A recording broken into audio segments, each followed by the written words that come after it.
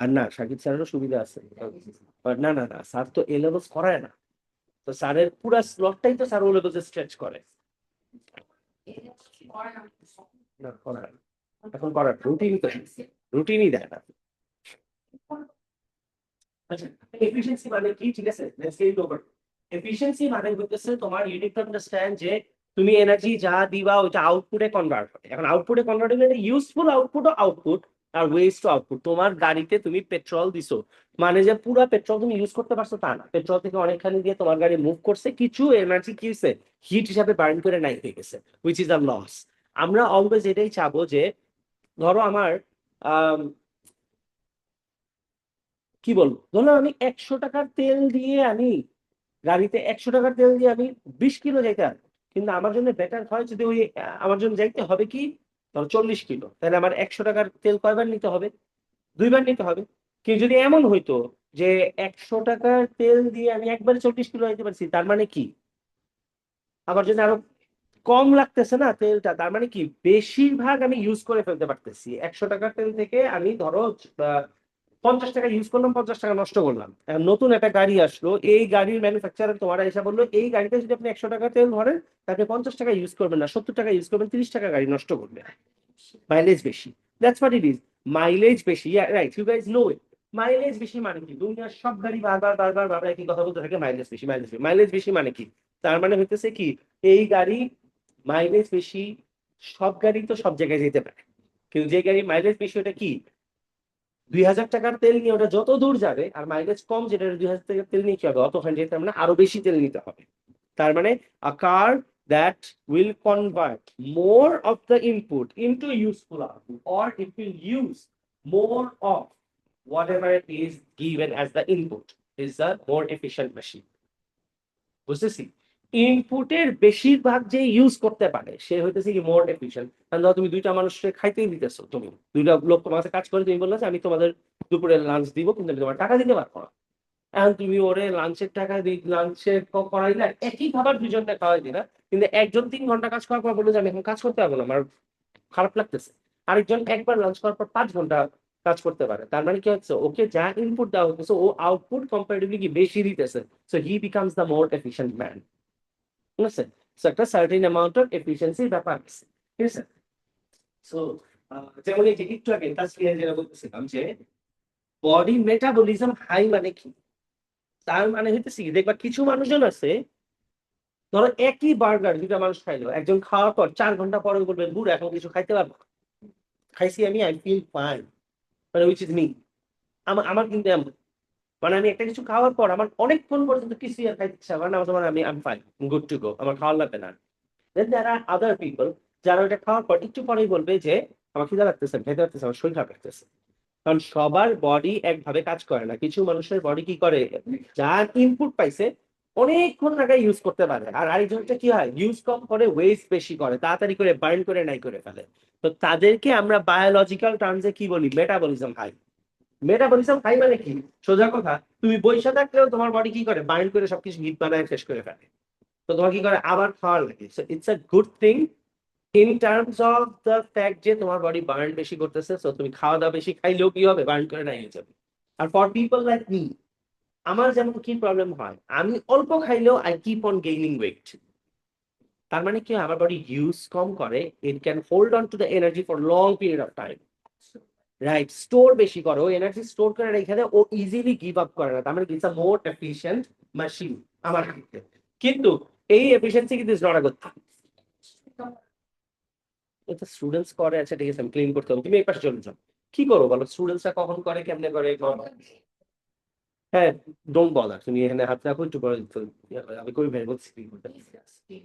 তো তোমার এই হইতেছে জিনিসটা, এফিসিয়েন্সি মানে হইতেছে বেটার মেশিন, বেশি ইনপুট ইউজ করতে পারবে। এখন দুনিয়া, সারা দুনিয়া হইতেছে এফিসিয়েন্সি নিয়ে পড়ে আছে, সবাই এফিসিয়েন্সি নিয়ে পড়ে আসছে।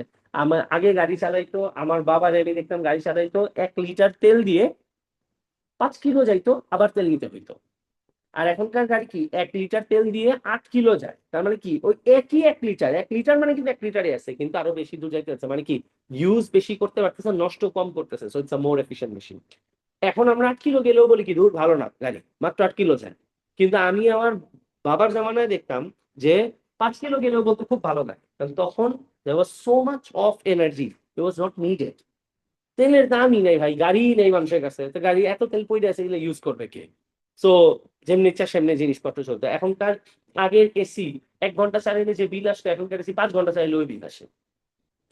তার মানে কি হইতেছে, এসি ইউজ কম করতেছে এনার্জি, সরি মানে ওয়েস্ট কম করতেছে, ইউজ বেশি করতেছে, যার জন্য এসি কি করতেছে, কারেন্ট নিতেছে কম কিন্তু অনেকক্ষণ ভর্তি চলতে পারতেছে। তার মানে it has become more efficient, better efficiency. Tesla more efficient, electric cars are more efficient, তেল কম খরচ করে। ইলেকট্রিক কার্স যেগুলো হাইব্রিড কার্স আরো অনেক বেশি এফিশিয়েন্ট। কেন? বিকজ ওগুলোর মধ্যে ব্যাটারি থাকে, সো তেল কম খরচ করে। So efficiency is a electricity নেয়, বাট ওভারঅল খরচ কম। ইলেকট্রিসিটির দাম কম তো, পেট্রোল তো অনেক এক্সপেন্সিভ, পেট্রোল ইজ এক্সপেন্সিভ, ইলেকট্রিসিটির দাম কম না, ঠিক আছে? সো তোমার ওই জায়গাতে আবার ওটা তোমার বুঝতে হবে যে ইলেকট্রিসিটি তো ইউজ করলেও প্রবলেম নাই। তুমি যদি টাকার হিসাব করো, তো তোমার টাকা কম, খরচ কম হইতেছে, তার মানে এফিসিয়েন্সি বেশি, সোজা কথা। তোমার কি মনে হয় এখন মানুষ এত এসি ছাড়ে কেমনে? বাংলাদেশের মানুষের কি টাকা বাড়ছে? টাকা বাড়েনি। এসি এত বাইরে গেছে, কিন্তু তারপরে মানুষ মেনটেন কেমন হচ্ছে? বিকজ এখনকার এসি আর ইয়া করেই, ইলেকট্রিসিটি ইউজই করে না, বেশি একটা কম ইউজ করে। এখনকার এসিতে বিলও যার জন্য তোমার কম আসে, ঠিক আছে? আরে ভাই, কি যে একটা প্রবলেম। আচ্ছা, যাই হোক, so efficiency is basically a machine that will efficiency is a term that will basically do what? That greater the efficiency, the কি বলবো, more of the energy is being converted into useful output. আচ্ছা, এরপরে আসি আমরা next পার্টে। হ্যাঁ, এফিসিয়েন্সির formula কি? এফিসিয়েন্সির ফর্মুলা হচ্ছে useful energy output divided by input is efficiency, অথবা আমরা পাওয়ার আউটপুট বাই ইনপুট করলেও এফিসিয়েন্সি হয়। এফিসিয়েন্সি বের করার জন্য আমাদের কি করা হবে? আউটপুট ডিভাইড বাই ইনপুট করা হবে। পার্সেন্টেজ এফিসিয়েন্সির জন্য কি করতে হবে? 100 দিয়ে মাল্টিপ্লাই করতে হবে, ঠিক আছে? আচ্ছা, ওকে, এইবার আসি আমরা আউটপুট। হ্যাঁ,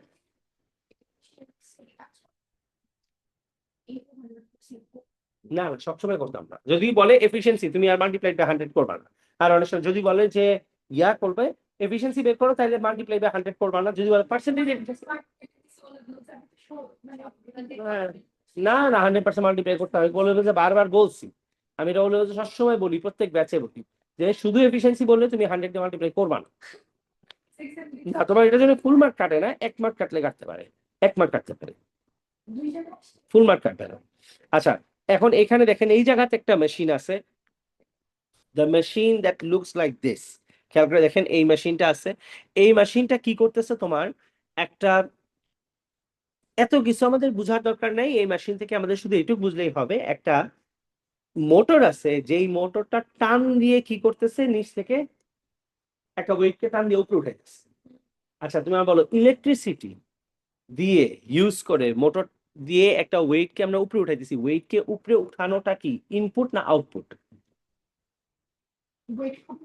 হ্যাঁ, না, ইলেকট্রিসিটি ইজ আউটপুট, তাই না? ইলেকট্রিসিটি ইজ আউটপুট তোমার,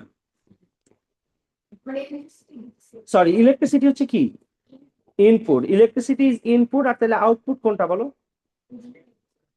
হ্যাঁ হ্যাঁ হ্যাঁ হ্যাঁ, জিপি হচ্ছে আউটপুট, তাই না? আরে, ইন্টারনেটে প্যারা হইতেছে একটু।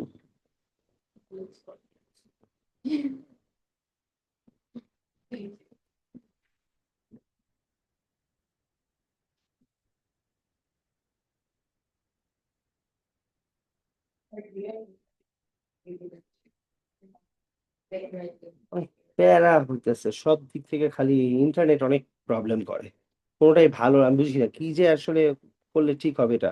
আচ্ছা, যাই হোক, সো এই হইতেছে ইনপুট আর আউটপুট। আমরা ইলেকট্রিসিটি দিচ্ছি, এটা কি ইনপুট, আর অবজেক্টটাকে টান দিয়ে উপরে উঠাইতেছি, ওটা হচ্ছে কি আউটপুট। ধরো একটা ক্রেন আছে, ক্রেন দিয়ে তুমি ইট উঠাবা, 10 তলার উপরে টান দিয়ে ইট উঠাবা, তো ক্রেন দিয়ে যে ইট উঠাবা, ক্রেন কি দিয়ে চলবে?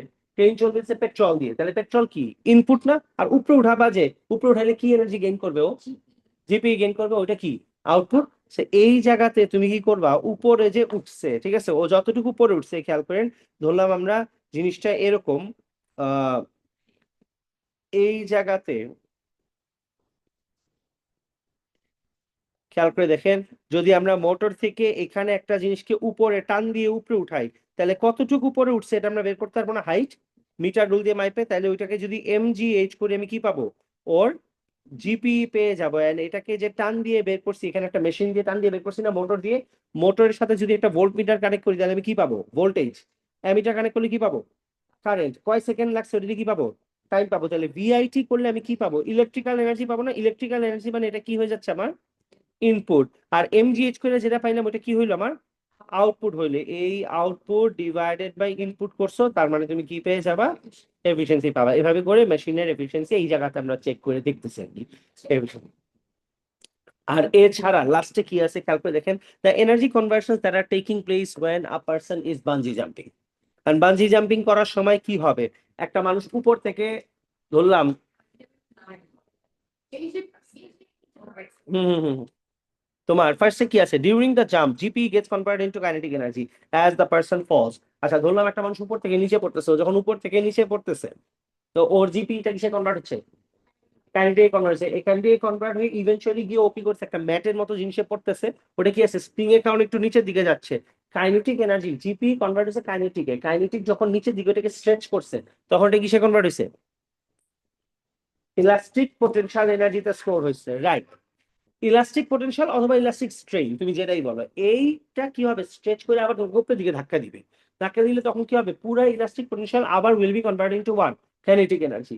যত উপরের দিকে উঠতে থাকে তত কাইনেটিক এনার্জি কমে এটা কিসে কনভার্ট হবে, আবার জিপি তে কনভার্ট হবে, দ্যাটস ইট। হ্যাঁ, না না আসবে না, আসবে লাগবে, দরকার নেই করার, ঠিক আছে। এই মেশিনের তুমি কি পড়বা, জাস্ট অ্যান এক্সাম্পল, সিলেবাসে আছে তাই আমি দিছি। আর বাঞ্জি জাম্পিং একটা সিলেবাসে আছে কিন্তু আমাদের বইয়ের মধ্যে নাই, তো এটা আমি এক্সট্রা করছি, ঠিক আছে। বানজি জাম্পিং নিয়ে অনেক সময় কোয়েশ্চেন আসে, so you need to understand একটা বানজি জাম্পিং মেশিনের ক্ষেত্রে উপর থেকে একটা মানুষ নিচে পড়ার সময় ওর জিপি কিসে কনভার্ট হবে, কাইনেটিকে, কাইনেটিক গিয়ে রাবার ব্যান্ডের মধ্যে পড়বে সময় কনভার্ট হবে elastic strain energy or elastic potential energy. এরপর রাবার ব্যান্ড আবার যখন উপরের দিকে ধাক্কা দিবে তখন that elastic potential energy will be converted into kinetic, আর যত উপরে গিয়ে থামবে তখন kinetic will be converted into GP, right. That being said we are gonna move to 1C, ঠিক আছে। 1C তে শুধু আমাদের মোমেন্টামের ব্যাপারে জানতে হবে। আচ্ছা খেয়াল করে দেখেন, আমরা ও লেভেলসে পড়ছিলাম না, this trolley has some mass M.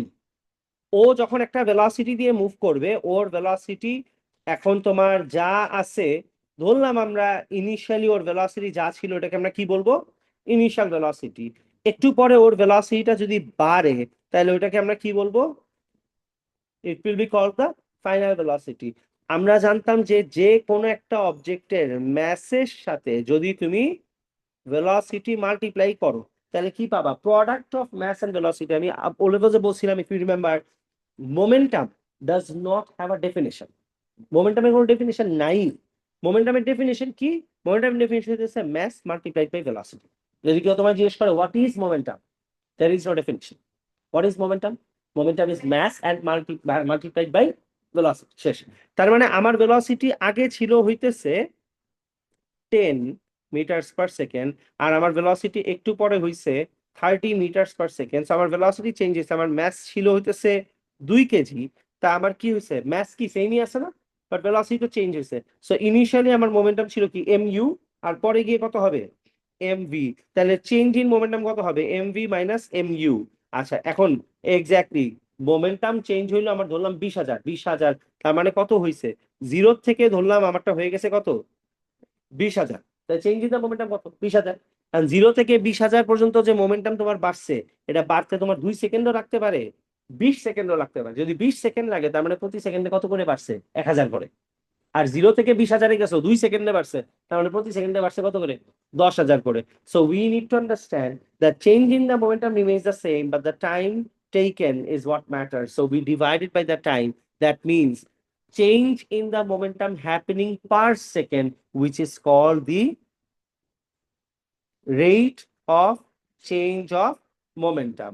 আমরা জানি that rate of change of momentum থেকে যদি আমি m কমন নেই, then it becomes v minus u divided by t, which becomes mass into acceleration। তার মানে rate of change of momentum is equal to কি, force।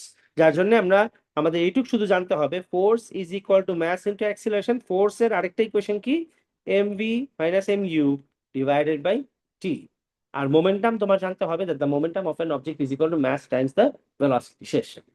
Speed যদি বাড়ে তাহলে ভেলোসিটি যেহেতু বাড়তেছে তার মানে মোমেন্টাম বাড়বে, মোমেন্টাম বাড়লে there will be a change in the momentum and change প্রতি সেকেন্ডে যতটুকু চেঞ্জ হচ্ছে that is rate of change of momentum শেষ।